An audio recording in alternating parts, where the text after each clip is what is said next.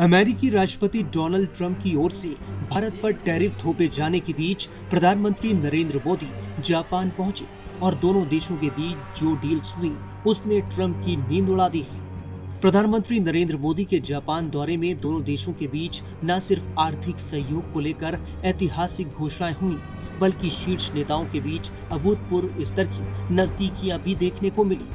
PM Modi और Japan के प्रधानमंत्री Shigeru Ishiba India Japan economic forum में शामिल हुए, जहां दोनों ने आर्थिक सहयोग को और बढ़ाने का साझा विजन रखा।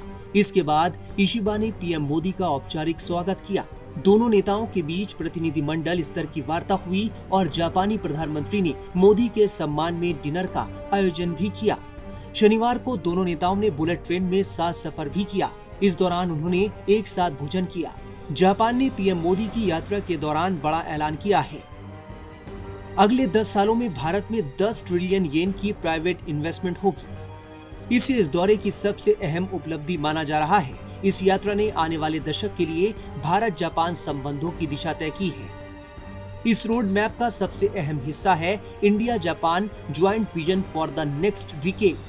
इसमें आर्थिक विकास से लेकर सुरक्षा, तकनीक, नवाचार, स्वास्थ्य, मोबिलिटी और आपसी आदान प्रदान तक कई अहम क्षेत्र शामिल हैं। इसके अलावा भारत और जापान के बीच रक्षा, मानव संसाधन आदान प्रदान, डिजिटल नवाचार, क्रिटिकल मिनरल्स, क्लीन एनर्जी, अंतरिक्ष सहयोग और सांस्कृतिक साझेदारी जैसे क्षेत्रों में कई महत्वपूर्ण समझौते हुए हैं। भारत और जापान शिखर सम्मेलन के दौरान दोनों देशों ने चंद्रयान 5 मिशन में आपसी सहयोग को लेकर एक समझौते पर हस्ताक्षर किए। इसरो और जाक्सा के बीच इस सहयोग से चांद के दक्षिणी ध्रुव के अध्ययन में मदद मिलेगी। इसके अलावा सेमीकंडक्टर, खनिज, दवाइयां, सूचना और संचार प्रौद्योगिकी और स्वच्छ ऊर्जा जैसे विभिन्न क्षेत्रों में भी 7 समझौतों पर हस्ताक्षर हुए। प्रधानमंत्री मोदी ने जापान में एक सेमीकंडक्टर फैक्ट्री का भी दौरा किया और भारत जापान तकनीकी सहयोग पर चर्चा की। दोनों देश डिफेंस टेक्निक शेयर करेंगे और हथियारों का ज्वाइंट प्रोडक्शन की संभावनाओं पर काम करेंगे। इसके अलावा दोनों देश जहाजों की आवाजाही बढ़ाएंगे, समुद्री डकैती जैसे अपराधों के खिलाफ कड़ा कदम उठाएंगे।